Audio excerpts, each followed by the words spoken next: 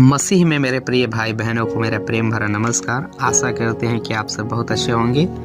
प्रभु का धन्यवाद करते इस सुंदर सा समय के लिए, सुंदर सा अवसर के लिए जो प्रभु यीशु मसीह ने हम सबको दिए, ताकि फिर से मैं प्रभु के वचनों को आप सबके सामने रख सकूं, आप सबके सामने बता सकूं। तो आइए आज हम प्रभु के वचन से देखेंगे, सीखेंगे, समझेंगे। एक कहानी हम देखेंगे प्रभु के वचन में। प्रभु के बाइबल में एक यिर्मयाह नामक व्यक्ति हैं जो प्रभु के दास है। वो भविष्यद्वक्ता थे जो आने वाले समयों के विषय में वो भविष्यवाणी करते थे।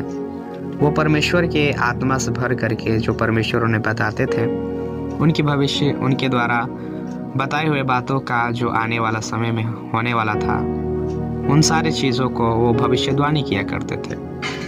तो आइए अभी हम जानेंगे कि प्रभु यीशु मसीह ने उनको आखिर में क्यों बुलाया, उन्हें चुना कैसे,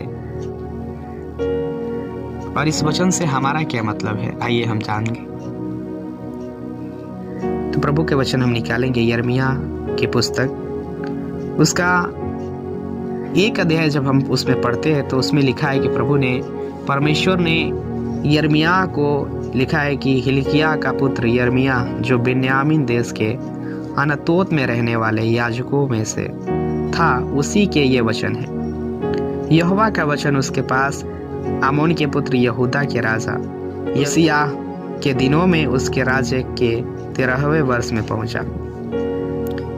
इसके बाद योसिय्याह के पुत्र यहूदा के राजा यहोयाकीम के दिनों में और योसिय्याह के पुत्र यहूदा के राजा सदकिय्याह के राज्य के 11वें वर्ष के अंत तक भी प्रकट होता रहा, जब तक कि उसी वर्ष के 5वें महीने में यरूशलेम के निवासी बंधुआई में न चले गए। हालेलुया। प्रभु के वचन में लिखा है यिर्मयाह 1 से जब हम उसका 3 तक पढ़ते हैं तो लिखा है कि हिल्किय्याह का पुत्र, यिर्मयाह किसका पुत्र था? हिल्किय्याह का पुत्र था, और जो वो बिन्यामीन देश के अनातोत में रहने वाले याजकों में से था। हालेलुया। बिन्यामीन क्या था? याजकों के खानदानों में से था। यिर्मयाह हिल्किय्याह का पुत्र था, और जो बिन्यामीन देश में, कहा किस देश का था? बिन्यामीन देश का था, और वो कहा याजकों के समाज का था। हालेलुया। और उसी के जो वचन परमेश्वर ने उससे किस प्रकार से बातें किए, उसको किस प्रकार से चुने। उस समय योसिय्याह राजा राज्य करता था। उन दिनों में योसिय्याह राजा राज्य करता था। तो प्रभु के वचन में लिखा 1:4 में कि तब यहोवा का यह वचन मेरे पास पहुंचा, यानी कि यिर्मयाह के पास पहुंचा। गर्भ में रचने से पहले ही मैंने तुझ पर चित्त लगाया, और उत्पन्न होने से पहले ही मैंने तेरा अभिषेक किया। मैंने तुझे जातियों का भविष्यद्वक्ता ठहराया है। हालेलुया। मेरे प्रिय मसीह और भाई बहनों, प्रभु के वचन में लिखता है कि परमेश्वर यिर्मयाह से कहता है कि मैं तुम्हें, हालेलुया। प्रभु का वचन कहाँ पहुँचता है? यिर्मयाह के पास पहुँचता है। जब यिर्मयाह बड़ा होता है, जन्म लेता है, जब वो लड़का ही रहता है, जब उसको समझ हो जाती है, तभी परमेश्वर का वचन उसके पास पहुंचता है। और परमेश्वर का वचन इस प्रकार से कहता है कि गर्भ में रचने से पहले ही मैंने तुझ पर चित्त लगाया। हालेलुया। मेरे प्रिय भाई और बहनों, देखिए प्रभु का वचन कहता है कि गर्भ में रचने से पहले ही परमेश्वर ने यिर्मयाह को चुन लिया था। और आगे प्रभु के वचन में लिखा है कि मैंने तुझ पर चित्त लगाया था। हालेलुया। परमेश्वर ने यिर्मयाह से कह रहा है कि गर्भ में रचने से पहले, यानी कि परमेश्वर ने यिर्मयाह को बनाने से पहले, गर्भ में डालने से पहले, उसके माँ के गर्भ में डालने से पहले उसको क्या किया था? चुन लिया था, और उस पे क्या किया था? चित्त लगाया था। और उसका उत्पन्न होने से पहले क्या किया था परमेश्वर ने? और उत्पन्न होने से पहले ही मैंने तेरा अभिषेक किया। हालेलुया। देखिए मेरे प्रिय मसीह भाई बहनों, यिर्मयाह को परमेश्वर ने कैसे चुना, किस प्रकार से बुलाया। उसको गर्भ में रचने से पहले परमेश्वर ने तो उसको पहले चुन लिया। दूसरा कि परमेश्वर ने उस पर अपना चित्त लगाया। और तीसरा बात कि परमेश्वर ने उसके उत्पन्न होने से पहले ही उसको अभिषेक किया था। और आगे प्रभु के वचन में लिखा है कि मैंने तुझे जातियों का भविष्यद्वक्ता ठहराया। हालेलुया। वो हर एक जाति के लोगों का परमेश्वर ने उसे क्या किया था, भविष्यद्वक्ता ठहराया था। परमेश्वर ने यिर्मयाह को इसीलिए चुना। मैंने आपको पहले बताया कि परमेश्वर ने आखिर यिर्मयाह को चुना क्यों।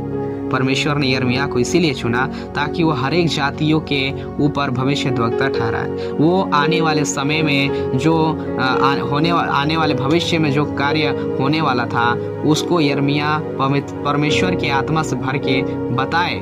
इसी के लिए परमेश्वर ने चुना।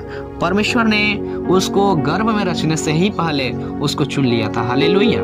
मेरे प्रिय मसीह भाई बहनों, प्रभु के वचन में लिखा है, तब मैंने कहा, हाय प्रभु यहोवा, देख मैं तो बोलना भी नहीं जानता, क्योंकि मैं लड़का ही हूँ। यिर्मयाह कहता है, हे परमेश्वर यहोवा, मैं तो बोलना भी नहीं जानता, मैं लड़का हूँ। हालेलुया।